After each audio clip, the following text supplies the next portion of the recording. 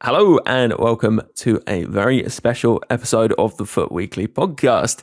It's week 24 and it's a gameplay episode. And on this episode, I am joined, as you'd expect, by JoshXLS. Hello. Yeah, good to be here, Ben. How are you doing? Yeah, I'm good, and all the better for having our next guest on the podcast. He's returning after quite some time, and he's doing so having achieved something pretty spectacular, and that is getting 10 Champs Finals wins with only his feet. Welcome back to the podcast, Tolando77. Hi there, Ben. Thanks very much for having me. I really appreciate it. Really good to have you. And I imagine a few North American ears have pricked up thinking, oh, that's an unfamiliar accent. I wonder what that is. So maybe fill them in. Yeah, it's Glasgow, the Glaswegian accent. Yeah, listeners might recognise it because of Sir Alex Ferguson, of course. The first question is, apart from the accent, how come you play Champs using your feet? Yeah, certainly. I just took 𝗪𝗀𝗰𝗀𝘀, Ben. No, in all seriousness, I was born with 𝘃 syndrome, so that's your forearm doesn't really grow properly. So I still have hands, but very short arms, or depending on your perspective, no arms. So that I was just born with that. So I love video games like everyone else. I love football like everyone else, but I couldn't play it like everyone else. So just for the pure love of it, I taught myself how to play video games just using my feet from a very, very early age. I'm talking from an early age in context with a Sega Mega Drive, if the listeners can remember that, or new listeners. That's like a D-pad and four buttons, very, very easy to do. And then that transpired to later, with the PlayStation 5 now. So it was a learning curve, certainly for myself. I used to lose every single game against my brothers, my friends, no doubt about it. But then when I went into, my teenage years, I kind of mastered it first with PES and then FIFA. And then it just got to a stage that, I like to be humble, but at the same time, I got to a stage that I was very, very good at it. I wouldn't be humble. I'd be telling everyone I ever met, like, there are people that can't reach the skill level that you have. An unbelievable achievement. Like, watching your gameplay it's amazing. It's amazing to see. It's worth saying, though, that you use a normal controller, right? That you don't have any kind of additional implement that like, you don't have. There are kind of accessibility controllers that have been released, but you just use a normal controller. But you have changed your button mapping a little bit. I'm glad you mentioned PES, because I did notice that you use square to shoot. So I'm glad you did mention that. But you've got slightly different button mapping, don't you? Yeah, certainly. Well, it's just a normal controller. In my mind, yes, I've got a disability, but I don't want I just want to be like everyone else. So I just try and get better, really, to be honest with you. That was my main aim. Like in school, I could have got these fancy chairs in school because I went to a mainstream school, but I was like, if the chair's good enough for my classmates, it's good enough for me, that type of attitude. So it's a normal controller, PS5 at the moment. I remap the buttons to PES, so for square to shoot, like you say, and also I change the R1 to sprint, because the way I do it, listeners, is I actually push the triggers into my bed, the divots in the bed. That's how I use the back buttons. So it's all about timing. So I like to have my priority buttons like on for R1 is for sprint. Unfortunately, the way I've got my buttons and the way I've got the controller, I can't use the L1 button. So I try and have everything to one side, like jockey, and so on and so forth on the right side. Like in my opinion, priority, because I use precision shooting as well, and so I try and manipulate all the settings as possible to give me the best benefits. That's interesting, because I guess you realise that precision shooting is going to give you an advantage without having to kind of access extra buttons, right? Because you're aiming all the time, aren't you? Yeah, definitely. So presumably that's an advantage you can get over someone who might not use precision, right? Yeah, definitely. And also, in my opinion, if you use precision shooting in the box, it's a cheat code, especially with the low-driven shots. If you just aim it in the corner, 9 times out of 10 you're getting that goal. I would certainly advise the listeners to give that a go. Yeah, it is interesting, because actually I know there'll be a lot of listeners thinking, well, therefore, you're presumably, for example, not doing a lot of the sort of meta things that people would expect. for example, Tolando, is it fair to say you don't really do many skill moves, for example, or kind of things that require a lot of button combinations in your game, and it's quite a sort of pass and move playstyle? Yes, certainly. Although, I can do some certain skill moves, but I'd rather keep them in Rivals or Rush, because the risk and reward is far greater for myself.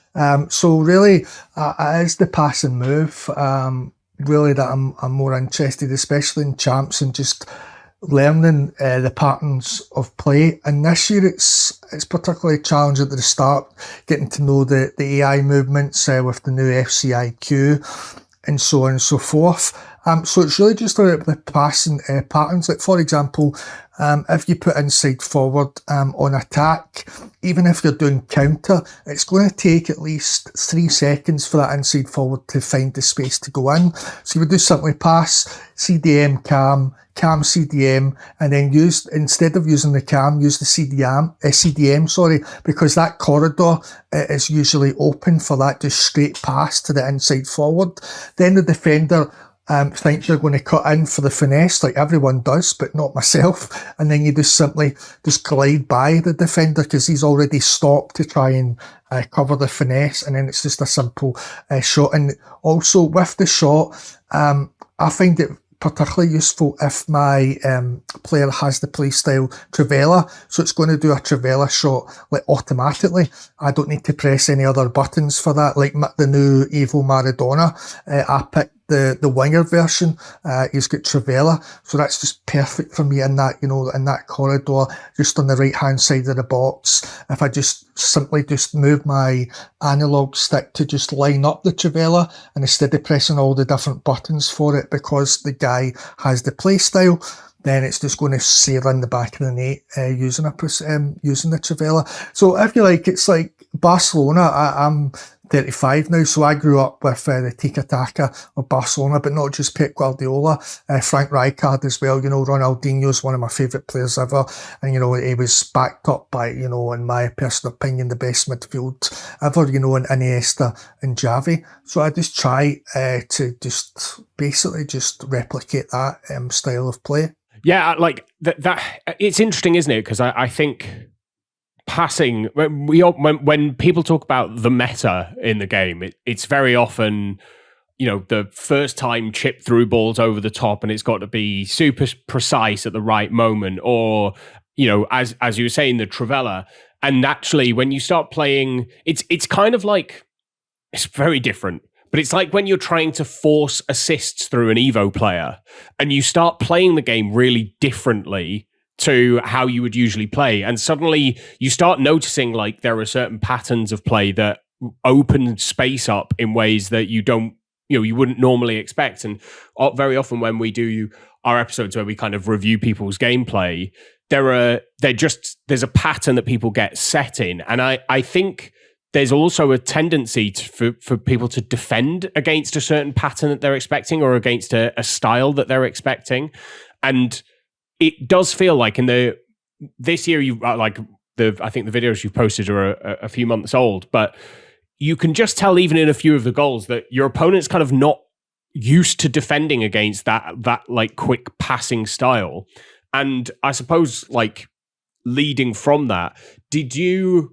The most recent patch that we've had that I felt massively improved passing, especially first-time passing. Have you noticed like an improvement in that style of play, the kind of tiki-taka style play with that patch? Because for me, it allowed me to play that kind of game a lot better than I could do before. Yes, Josh, I was very disappointed at the start with the passing. It was very slow. Very, very slow. That first-time pass, just a ground X pass was not, in my particular opinion, good enough for the game. It was really disappointing, really, and I've got no other words to describe it than that. But the passing I've got now with the patch was excellent. I played the UFL just to see what it was all about, and to be brutally honest, it's years behind FIFA or FC, but the passing was very, very crisp, just the normal pass.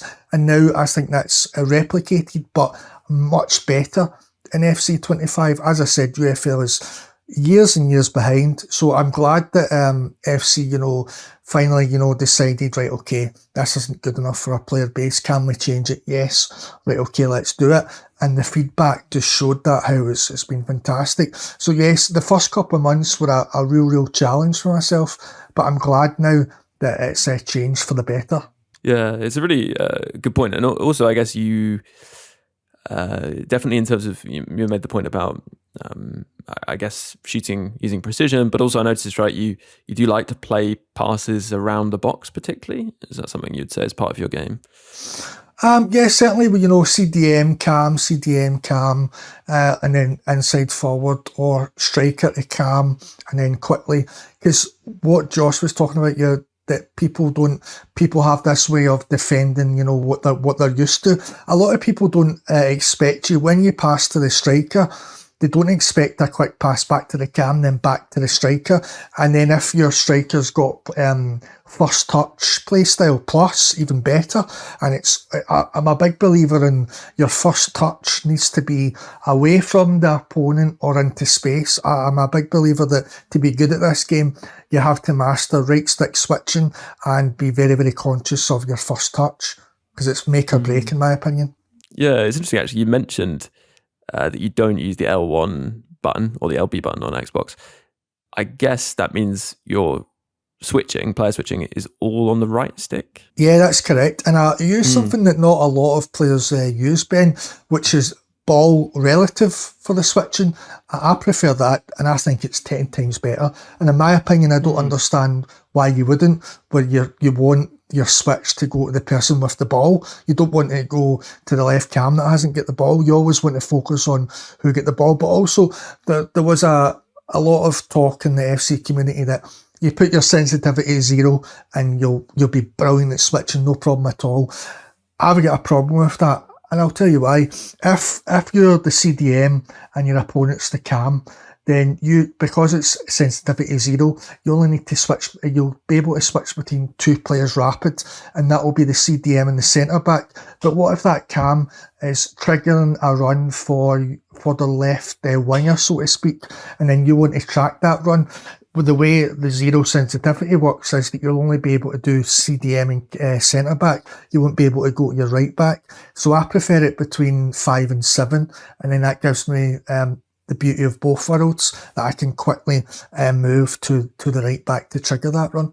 Yeah, it's really interesting you've talked about ball relative player switching, because we had Neil Guides on, might have been even last week, but maybe the week before, and he said actually that he would suggest, if you're not somebody who right stick switches, learn on ball relative, because it's very difficult to get that wrong. You always know where the ball is on the pitch, and so your angle for your neck, if you try and do 2 switches in quick succession, you always know from where your kind of point is. Whereas if you try and switch from a player, you're not always exactly sure where the next player you're switching is. So it's really interesting that you said that. It's something I'm going to have to lose a few games trying out and trying to get used to.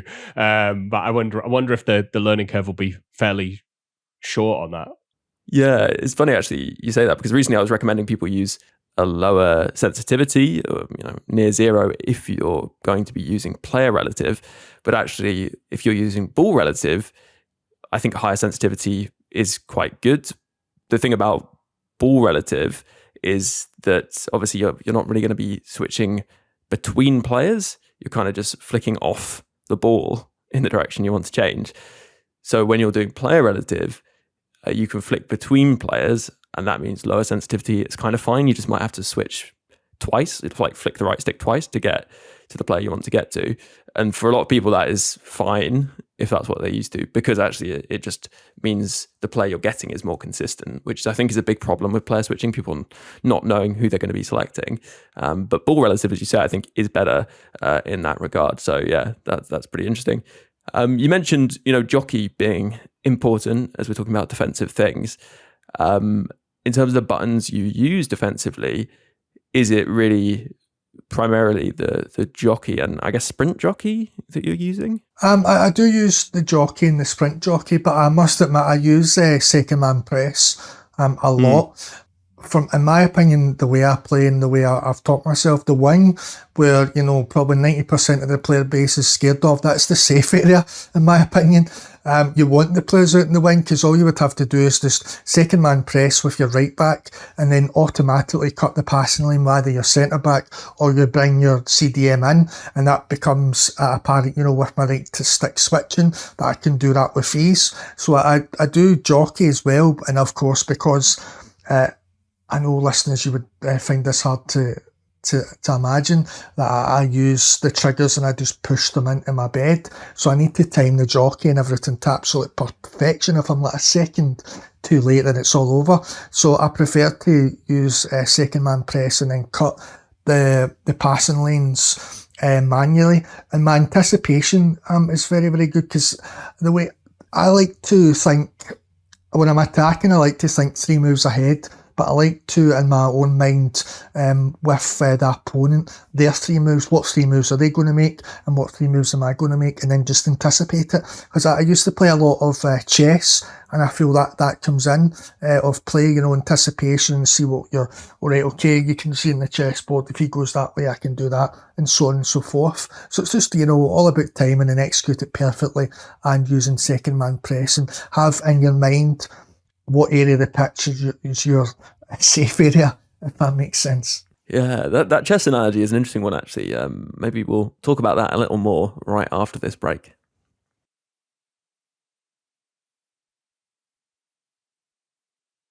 Hello, welcome back after the break.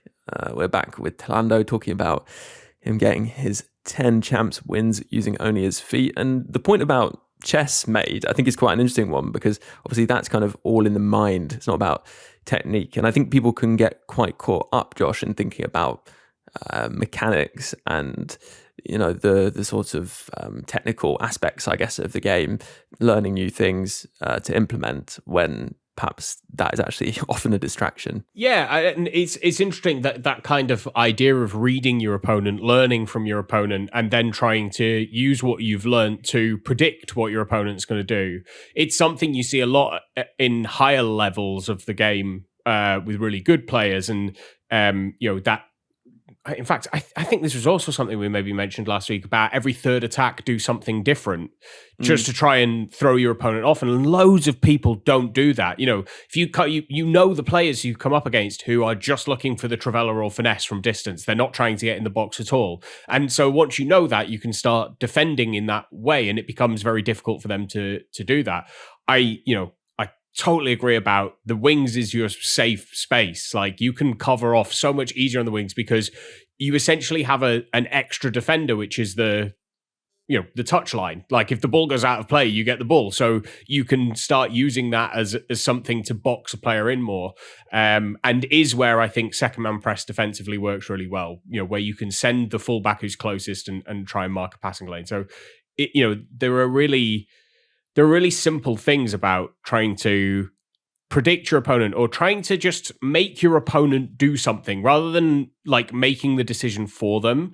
They make it so that they're going to have to try and create or do something different, because that's usually when people make mistakes. And a lot of this game is who makes the fewest mistakes. And so, yeah, I agree. I think there can be a lot of focus on kind of mechanics or meta, whereas actually there's a lot of like football basics, like pure football basics, that if you can apply, you will start getting rewards out of in game. I suppose one of my questions would be: is there a mechanic that you don't have in your game that you kind of wish you did have in your game? Is there something that you like would love to be able to, I don't know, remap a button to be able to do? You talked about not being able to trigger the trivelas quite as like on time or as regularly. Is there something like that you would like to add in?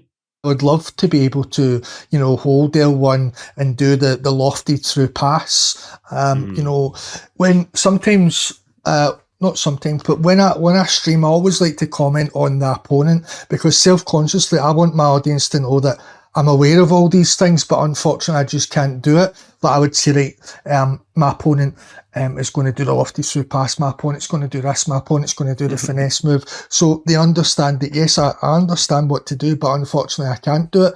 So yes, I would love to do the lofty through pass, but what I try to do is try and think, right, what can I do that's maybe similar?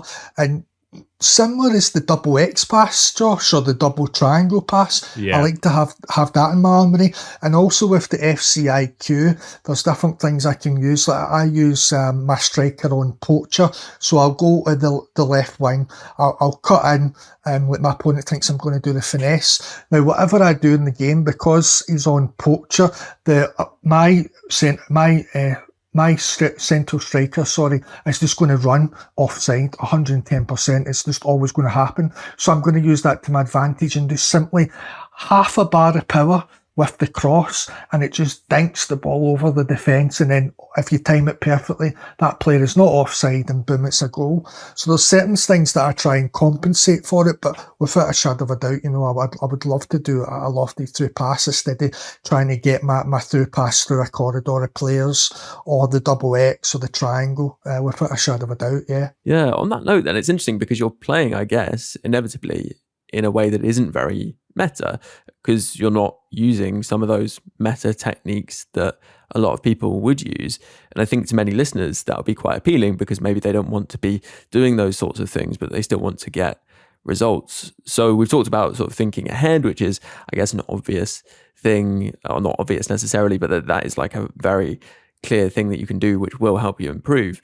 But in terms of maybe wanting to play that more passing game, aside from being a couple of steps ahead, what advice would you have for listeners who want to kind of improve that side of their game?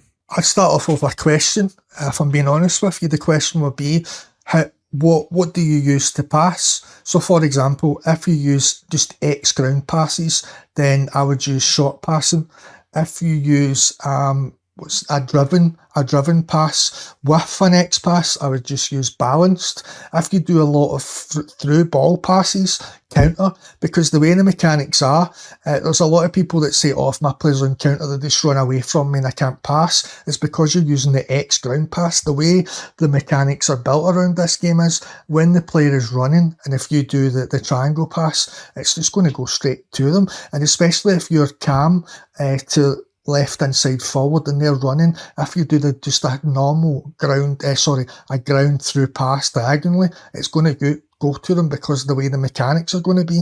So that's what I would say. What type of passing are you using and the most, and then just go ahead and do either short passing, balanced, or counter. Of course, all three of them, you can do all passing, but that's why I'm asking, what passes are you doing most, and then just apply that to your settings with your tactics, and then go from there.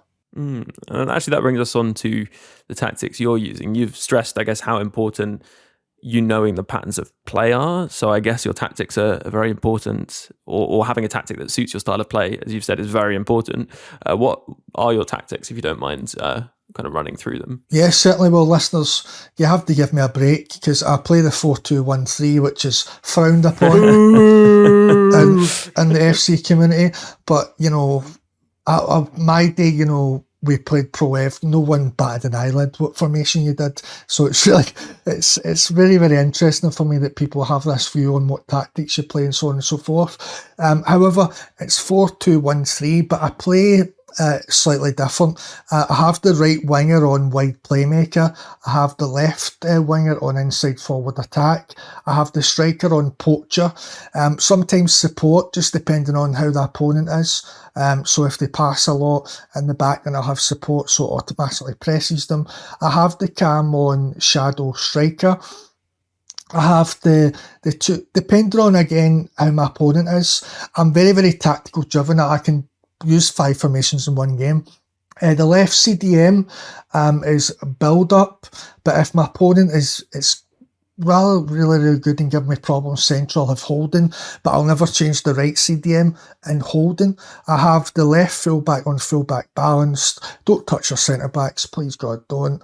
Then your right's fullback I have on balanced support, because if you're playing with someone that's very, very good at, defending the wings, then if you use the support, then it automatically acts as a third midfielder.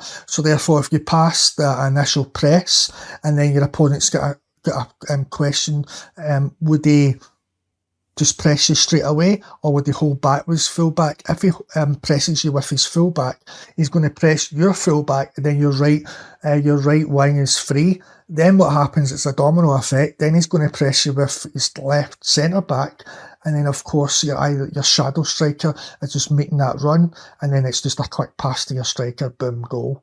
So I try and use the tactics to my advantage as much as possible, and with the new system, with all the different mechanics that you can activate if you like, with wing back support, false back, and so on and so forth. So I would say poacher is one of my favourites at the moment. Shadow striker, a lot of people use playmaker, but even if you do have a shadow striker, yes, they won't come back, but there'll still be that focal point for the transition to the striker. You just need to understand the mechanics of it. I like deep line playmaker build up, but I must admit I only really liked that when I watched Anders play. I thought that's interesting that he's got two of them, so I'm not that bold. I'll have maybe holding and I'll have one build up, and I really enjoy wing back support. And then my final one that I really enjoy, which is probably crazy and I don't see anyone do, I like sweeper keeper, but I like build up, because the way the mechanics go, if you're getting pressed too hard in this game, all you need to do is just run back. So I want my goalkeeper just at the box or the edge, so I can just simply pass to my goalkeeper, then the pressure on the ball carrier, if your own ball carrier, goes to your goalkeeper, then that ball carrier that was pressed is suddenly open, and then again it's just a domino effect. You go back up the pitch and then you've got the overload. So that's the way I see it. Yeah, and that is really interesting, Josh, because I think there's a really good example here of how Tolando is kind of pushing the boundaries of what you can do beyond the kind of mechanical element. I mean, obviously, you're using, of course, a number of different mechanics in the game, but clearly you're demonstrating that there are things beyond that people can focus on to sort of gain an advantage, basically. Yeah, I think it's that thing of when you restrict somebody's ability to do something in game, as I was saying earlier, like if I have to score with an Evo player to finish an evolution off, you do start trying to add in things that you wouldn't usually do. And there are so many areas in this game in which you can create an advantage over your opponent. Having multiple tactical setups and switching between them to counter what your opponent's doing or to create a different method of attacking is one of those things, and one of the most powerful things as well. We spoke a few weeks back, maybe a month or so back, about substitutions and how important I think substitutions are this year.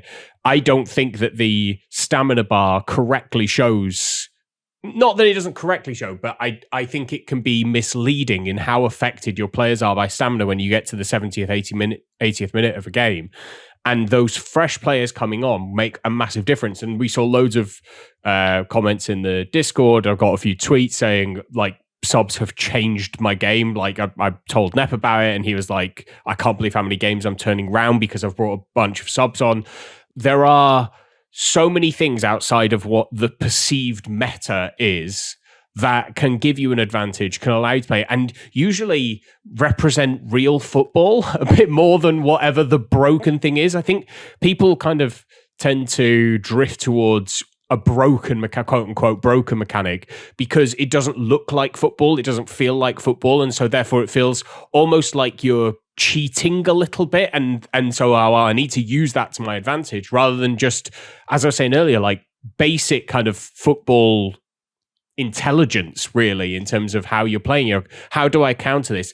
That thing about having a plan for if I'm being pressed, being able to use my keeper. Then it was something we spoke about with 𝗏𝗏 about. He was struggling defensively. He panicked when he got the ball in defense, and I said, use your goalkeeper. You're always going to have an extra player. I think there was something was said. Like Pep was talking about his system, about kind of how he wants to implement his philosophy or Cruyff's philosophy. And he said, the problem is, until I am happy that I can get my goalkeeper to come out and mark the striker, I can never go man for man across the pitch, because you're always going to be one person less if the goalkeeper is part of the possession. So it's about trying to find those little wrinkles and do the things that people aren't doing, test the things people aren't testing. It's the only way you find the things that maybe don't work for everyone, but definitely work for you. And so, yeah, that thing about going, okay, well, when I'm being pressed, I want to move backwards with the ball to kind of relieve that pressure, but then it would be good to have an out ball to then create that kind of man overload so that I can then play through and have more options, because now my opponent is having to try and get back to a man-for-man defensive system. So I'll have my goalkeeper and sweeper-keeper build up. One thing I would ask, do you notice that your goalkeeper gets beaten more with finesse shots and travellas? Because it's seemed like a bit of perceived knowledge that I don't know if it's even true, that if you have your goalkeeper on sweeper keeper, they stand like a little bit further away from the goal, even when you're out of possession. I don't know that that's true, but people seem to think that will help them not concede as many travellas or finesse shots. I don't know if that's something you've noticed. With that question, I haven't noticed. The reason I double triangle when my opponent's on the edge of the box going for a finesse or a 𝘵𝗶𝗯, I would just hit double triangle for my keeper. But what did happen just this weekend, actually, it's the first it's ever happened, that my goalkeeper was well out of its box, and then the opponent just from maybe 20 metres from the halfway line just lobbed it over my keeper. I could not believe my eyes. But that was the first thing that happened. So I was devastated when that happened. But back to your question, I would just use double triangle. So that's really what I would say to that. And really, the only reason that brought me to that is I try and have my players on as many double pluses as possible. And I packed Schmeichel from an icon pick, and he's got plus and sweeper keeper, but he hasn't got plus on like the normal goalkeeper. So I tried that, and then I tried build up, and it just seemed to work. Just to wrap up on the tactic front, actually, did you mention your settings in terms of build up, and also defensive line? Because we should get those before we move on. It was I play counter because I play a lot of through passes, but I also play high. Just my particular opinion, if you invite pressure in this game, then it's very, very difficult to get out. And then when you do get out, you really haven't got a lot of options. I love to just go high and just gamble really, and go for it, and just try and pressure an opponent as much as possible. And the automatic offside is very valuable. So I would do that. But also what I do, I really shouldn't be saying this, but giving away my secrets here, what I always do is when my opponent is just approaching the edge of my box, now forgive me, I don't know if I've got this correct, but I believe it's up and then left, and your team presses for X amount of seconds. I find that very, very good to counter like the finesses, the 𝘵𝗶𝗯s, because your opponent is just whirlwind, all your players just automatically pressing the opponent. So I try and keep it for short corners, because obviously the bar goes down. So I don't like to just use it willy-nilly. So I have it when my opponent, not when they're at the edge of the box, when they're approaching the edge of the box, and short corners, I always use that feature. That's very interesting. Yeah, makes a lot of sense, especially with how the AI is quite passive, isn't it? Yeah. Post-patch, so that must really help. That's a good point. Well, we'll take a break here, and we'll come back and see if we can get Tolando to reveal some more secrets. Hello, listeners, a big announcement. There's a 36,000 𝘵ci point giveaway going on the Patreon right now. So if you'd considered supporting before, but perhaps hadn't, it's a great time to join up, because there are really good odds of winning that. It's just £3 a month to support, and you do get an extra podcast every single week, as I say. And at the gold or icon tiers, there's access to the Discord too, where there's loads of great resources and a fantastic community. So if you're interested in any of that, then you can just head over and search support for weekly, or follow the link in the description of this podcast. A huge thank you if you do consider doing so, because it really helps the podcast out and it keeps FUT Weekly weekly, in fact, twice weekly for supporters.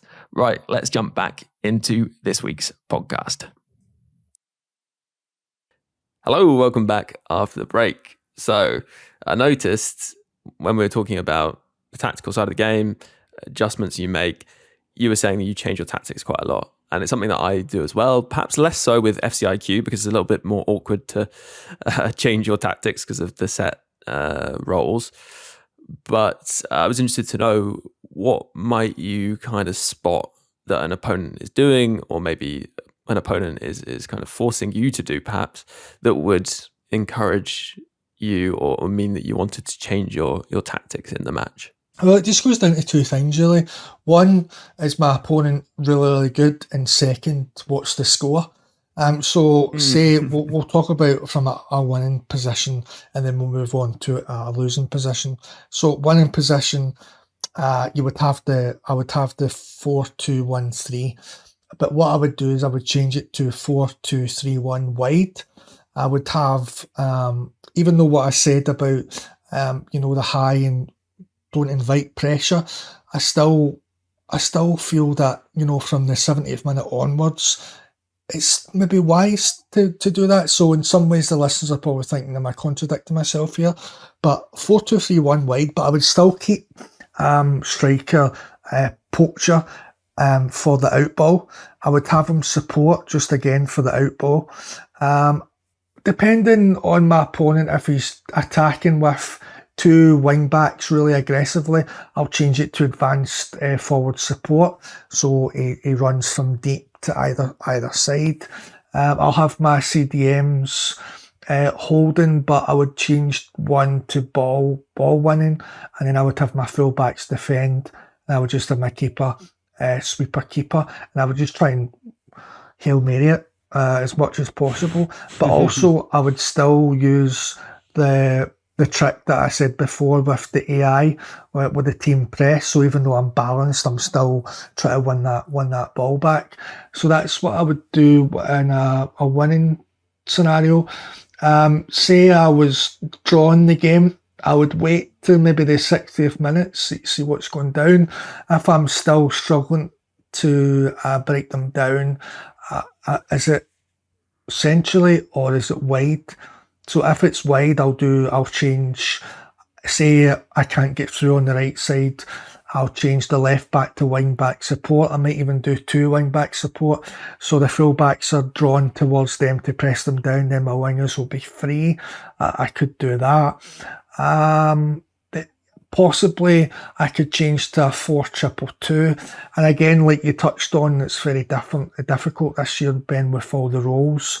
So I would always make sure my starting 11 can change.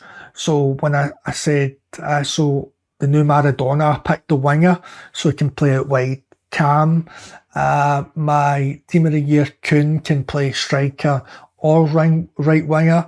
Zidane can play Cam or centre mid.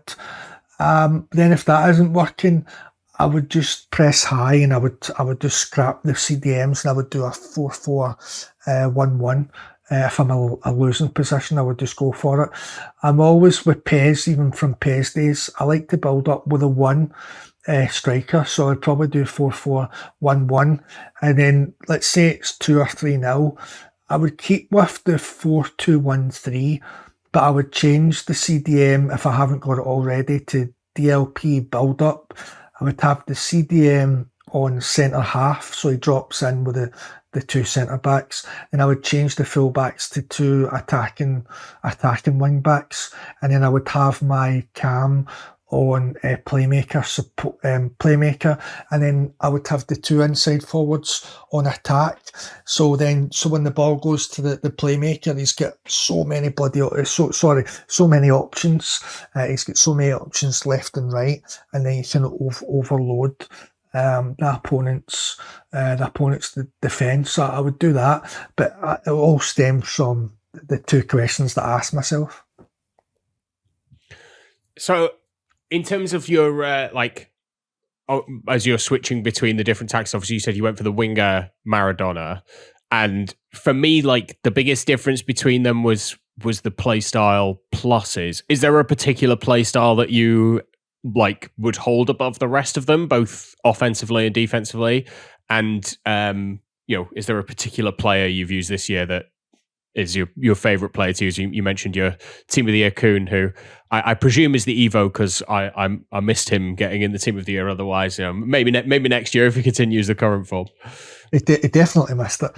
No, it's the Evo. It's the Celtic Evo. So he's got ++ on wide playmaker plus, inside forward ++, and he's got advanced forward ++. And I'm trying to. He's got 3 play styles. My memory isn't doing it justice right now, so I'll just rapid, finesse shot, and he's got rapid. He hasn't got finesse because he already had a playstyle plus, the way I evoed it. So, but also that's a great point. I don't actually want any of my players with finesse. It sounds crazy, but I don't use it. So it's power shot as well. I can never do it. I've got more chance of winning the lottery than doing a power shot or getting that mega pack for that objective. That's still 0. So I'm not getting a mega pack. So forward, I really like 𝗪𝗏𝗯. With my Evo striker, 𝗪𝗏𝗯𝘀, sorry for pronunciation, I actually have him on bruiser because I use advanced defending. So it's just it's a nice way that my striker can press, but also if I just do the seal out animation, then bruiser's so good for that. So I like that in my centre backs as well. I value passing play styles over any shooting ones. To be perfectly honest with you, I like incisive. I like tiki-taka plus. I like all of them. 𝗪𝗏𝗯𝘀 only, of course, that's classed as physical if I'm right, but that's a shooting technique for me and a passing one. So I would really like 𝗪𝗏𝗯𝘀. And CDMs, I love the intercept plus. That's very, very good. And anticipate plus. So I would say that. And also I like Trickster. I know Nep doesn't see the value in Trickster Plus, and I totally understand where he's coming from, but I like it because I can't do all these fancy skill moves as we touched on earlier. So that quick pace boost and that plus, and he does it quicker, is valuable to me. So I would say that. So all of the play styles are important to me. But that's the beauty of it, Josh. You do what suits you. No, I'm not right. No one can ever be right and wrong in this game because it's just what suits you at the end of the day. Yeah. And the trickster pace boost you're talking about, just can you explain that for people that may not know the pace boost that you're getting from it? Yeah, certainly. So if you just do a fake shot, and believe it or not, listeners, it took me at least a year to do this because you have to press one button and then press the other button. So you press shoot and then pass and it'll just do a fake shot. However, if you've got Trickster or Trickster Plus, it does like another animation to it. And then it just quickly goes into like a speed boost and you're just that half a yard away from your defender. So it's very, very good. It's really good, yeah. It's funny, I hadn't thought about the fact that it is actually boosting the speed, but I know what you mean. It gives you that kind of separation from the other player, certainly, which is really helpful. I use it all the time. And as you say, the base Trickster, not the Plus, also has the same animation. I do wonder whether it might be slightly slower with the base version, though, actually, just in my experience. Or maybe the players that I have who have the Plus are just more kind of agile and better on the ball, so it feels faster. But yeah, it's also fun to be able to do the Trickster Plus skills. I know you're a fan of Ronaldinho, which I like to hear. Do you use the press in trickster skills where you press the right stick in at all? Very, very, very seldomly, because it's Just in Rush, yeah. Yeah, just really in Rush, or just rushing rivals, because again it's risk and reward. I try my best to do it. It's a good mechanic this year. You see a lot of clips online, if they use the control dribbling and then they use the right stick, like a lot of nice nutmegs. But it's just, again, for me to do certain moves, it takes me months, if not a year or years. So it's just all about just practice for me. I'd just like to go back to the conversation we're having about speed boost, because one of the things that I find really noticeable watching, especially your attacks, is you seldomly touch sprint, but when you do, it's almost like a skill move that how you're using it. It's like, it's more of an active decision that I'm going to sprint in this moment. Whereas I think for a lot of people, they can just like lean on it a little bit, and it's just kind of something they naturally hold in. And actually the decision is, when do I stop sprinting?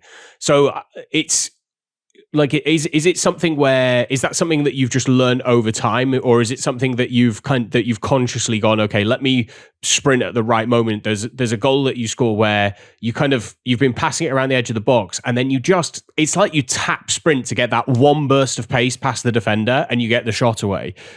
Is it something that you've kind of like learned to implement that way in your attack over time? Well, first of all, I'm brimming with smiles here.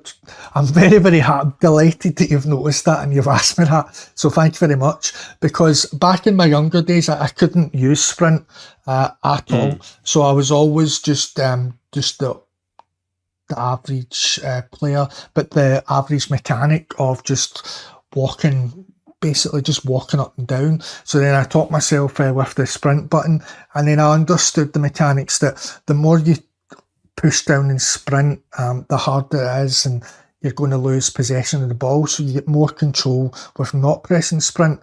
But however, if you time it to perfection, then of course you can just hit sprint, and then you've got that burst of pace. And also with yourself, just bring that up, I forgot to mention as well, quick step and rapid plus. Quick step is very, very good for that. I noticed that very early on in the game with a bot base icon Raul that a lot of people sleep on every year, but that's a different story for a different day. But he had quick step, and it was so easy to do that. So I noticed how valuable that was. So yeah, definitely, I try my best to again just incorporate everything in my armory, if you like, and manipulate all the mechanics to benefit me. So yeah, I try and do that as much as possible, to just use that as a skill, and just quickly but you need to do the timing needs to be spot on, or it's just uneasy. The defender can get the ball, no baller. Yeah, that's a really good point. I mean, it's one of those things that people always say, like, don't sprint all the time. But I think your gameplay just really demonstrates how true that is. So it's really good to see. Just in terms of, the more broader picture of you getting that 10 champs wins, how's it kind of been going this cycle in terms of the results you've been getting? Was it sort of a steady improvement to this point? And would you say it's like the peak of your achievements within the game over the years? Well, it was a steady, for 𝘵𝗱𝗀25, it was a steady, I was getting 8 to 9 wins every single week. So correct me if I'm wrong, just that weekend there, I think that's the 21st weekend league of the 𝘵𝗱𝗀25 cycle. So I was getting, 8 or 9 wins, and then I was just losing my last game all the time. But then finally, just a few weeks ago, I managed to get it, which is fantastic. And also, I haven't went under 8 wins. I would love to say, I hope it's not the peak then, because I've got many, many ambitions. I would love to get elite. A few years ago, I got into the elite division, I believe in FIFA 23. Last year, I got into Division 1. This year, I'm in Division 2, just knocking on the door of Division 1. So I would love to get into elite. I would also love to get 10 wins consistently, and then hopefully get 11, because I don't know what you guys think, or the listeners, but 10 wins out of 15 wins for me is my version of 15-0. I was just so happy and so delighted. And I could not care less what rewards I got that weekend. I couldn't care what my player picks were. I couldn't care what coins I got. It was just the simple fact being that I use a normal controller. I just try my best and I get 10 wins using my feet, and if you allow me to use the pun, I went toe-to-toe against the best and I succeeded. So it was, so I would love to go further than that. I wouldn't want to downplay my achievements, not at all, but I would love to see if I can do it, because, if you told someone, oh, this guy gets 10 wins with his feet, no chance, no way, or this guy getting an elite division, no way. I live for that. I love that.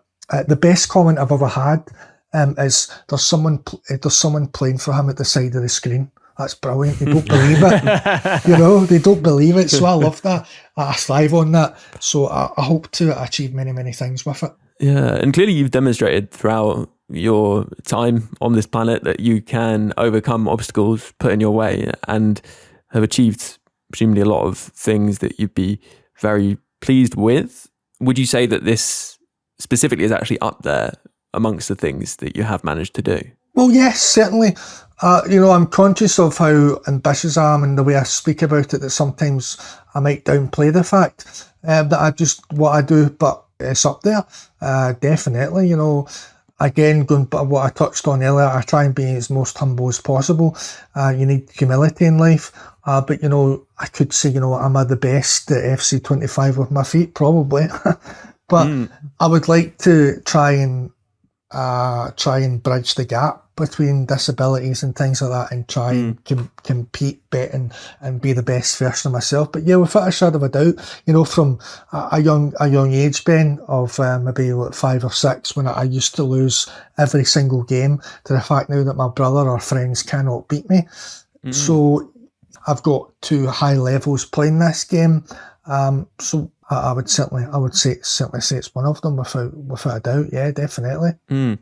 It's difficult because, we are just chatting on a podcast, but it's like, it is awesome. It's absolutely awesome. Lots of people say they're in awe of someone. It is awesome that what you're doing. And, really, it gives a lot of pause for thought on like how we approach this game and how we approach life in general. So yeah, it's awesome. You're totally right. And also, it's just people come up with all sorts of complaints about the game, and obviously, there are things that frustrate people. But I think, Tolando, your attitude to the game is really to focus on what you can do, right? To improve, and that served you so well over the years, clearly. Yeah, definitely. Without a shadow of a doubt, it's all a mind game. Yeah, it's such a mental game. You're totally right. And yeah, thank you very much, Tolando, for coming on the podcast. It's been great to have you on. Really interesting, and I myself have learned a huge amount from our discussion here. And people will probably be interested to know where they can find you, keep up with your progress. And I know you have been streaming in the past. I think you've had a bit of a break, but you may be back. Yeah, well, first and foremost, thanks very much. This is my 3rd appearance now on that pod. So listen, I really, really appreciate it. So thank you. Thank you for having me. Yeah, I have had a break. That is correct. But hopefully I will return to streaming on social media. It's just Tolando 77. That's TOLANDO77. But when I do come back to streaming, I want it to be worthwhile. We all have our teams in Ultimate Team, or all of our Evo teams. I've been trying my best to do a Celtic Evo team, and I want to try and compete in champs, and I want to see if I can do with an Evo team. And again, I failed to mention, I don't use any FC points either. So again, I'm getting 10 wins with my feet with no, I pay to win game, but I'm not using any FC points. So I would love to see if I could get 9 or 10 wins on stream, but do it for Celtic FC Foundation. I think that would be a good way to come back, and a meaningful way to come back. And if I can help others at the same time, then even better. So that's just YouTube and Twitch, but I would mostly be either on YouTube or TikTok. It's just Tolando 77. And thanks very much for listening to my story, listeners. So thanks very much. Yeah, no, absolutely. Our pleasure. I really appreciate it. And yeah, check out Tolando on social media, Twitch, etc. And you'll find out when that charity stream is happening. Thank you very much as well, Josh, for joining us on this podcast. Always good to have you on. Yeah, no, it's been awesome. It's been an amazing podcast, and it's been great to talk to James and learned a lot. So one of my favorite pods I think we've recorded. Yeah, 100%. I agree. A combination of, really incredible progression, I guess, over the years, plus loads of fantastic insight on 𝘵𝗱𝗀𝗀𝗀. Thank you very much to all you listeners out there for listening in. A reminder, if you'd like to subscribe, you can do that via the various different podcast platforms, Apple Podcasts, Spotify, and you can subscribe on YouTube as well. If you're catching the podcast on YouTube, do drop a comment and a like. It helps us out, and we do read all the comments. And of course, if you would like an extra podcast every single week, this week it would be a content podcast, and that is out already for supporters. We talk about the Fantasy FC players and their potential for upgrades, amongst other things, including Evos, of course. You can catch that by becoming a supporter. It's just £3 a month, and you can do that just by searching support for weekly. Thank you very much to all those supporters for supporting the podcast and keeping it going. It is greatly appreciated. And a big thank you to those icon patrons: Dave B, Darren W, Hugh J, Rob W, Brent P, Ralph, Josh R, Brian, Michael B, Adam R, Berta Zaka, Make Ballet, Michael H, Andrew P, Adrian B, Robert S, Michael K, Neil P, Jake S, Tom B, Alex M, Alan G, L, Lee A, Chris G, Dom P, Rob P, Roger D, Dan W, Waterman, Also Ran, and Juicy. Plus a special thanks to Luke M, Dave B, Hugh J, Tom M, Darren W, and Pato Foot for advice and production assistance. Before I leave you, just one more thing to add though. Ultimate Team is a bit like life really. It has its many ups and downs. If you're having a few more downs than ups in real life in these more difficult times, then please don't feel that you're alone or need to struggle on without taking action. If you go to thecalmzone.net, there's loads of resources, advice, support, or even just a friendly chat for anyone who needs it. If it sounds like it could help you, then head over to thecalmzone.net. And for now, have a good one, and I'll catch you on the next podcast.